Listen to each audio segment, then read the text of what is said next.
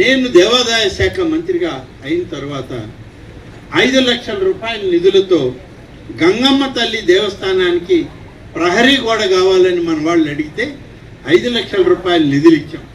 కానీ ఇక్కడికి వచ్చిన తర్వాత మా అధికారులు వచ్చారు, గ్రామస్తులు కూడా అందరూ కలిసి అడిగారు. కేవలం 5 లక్షల రూపాయలతో ప్రహరీ నిర్మాణం రావడం లేదు, దానికి మరింత నిధులు కావాలి. అలాగే దానికి ఇంకొంత భజన మందిరం లాగా ముఖమండపం ఇవన్నీ కావాలి. అవన్నీ ఇచ్చినట్లయితే బాగుంటుంది ఈ గ్రామంలో ఆ ఆలయం అని చెప్పిన తర్వాత ఇవాళ 20 లక్షల రూపాయలతో ఆ యొక్క శ్రీవాణి భజన మందిరాన్ని ఈ గ్రామానికి మంజూరు చేస్తున్నాం. త్వరలోనే ఆదేశాలు ఇస్తాను, మా అధికారులు వచ్చి దానికి మార్కింగ్ ఇస్తారు.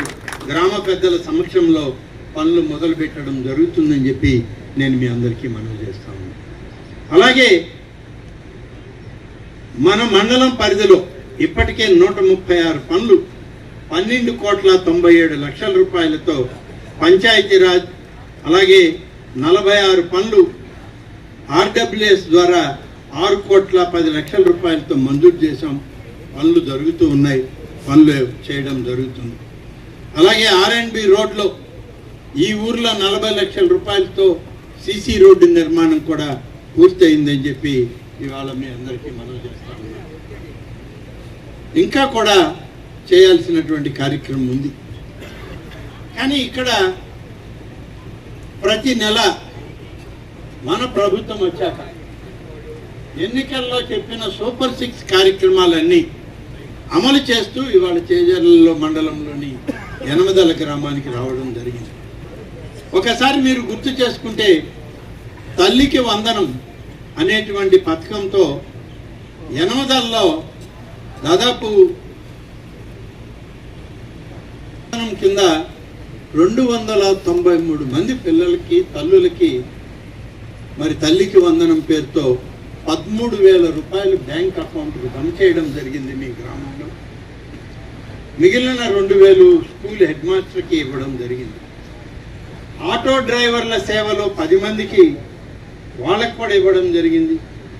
ఎన్టీఆర్ భరోసా పెన్షన్ 4,000తో మొదలై 15,000 వరకు అర్హులైనటువంటి 329 మందికి ప్రతి నెల 1వ తారీఖు కానీ సెలవు దినమైతే ఒక రోజు ముందే వాళ్ళ ఇంటింటికి తిరిగి ఈ పెన్షన్లను పంపిణీ చేయడం జరుగుతుంది.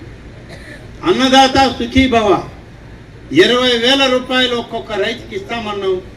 475 మంది రైతులకి అన్నదాత సుఖీభవలో ఇప్పటికి 2 విడతలు డబ్బు రిలీజ్ చేయడం జరిగింది. 3వ విడత ఈ నెల చివరిలో కానీ మొదటి వారంలో కానీ 3వ విడత రైతులకి అన్నదాత సుఖీభవ ఈ కార్యక్రమంలో కూడా రావడం జరుగుతుంది. ఒకసారి గమనించమని చెప్పి గ్రామస్తులు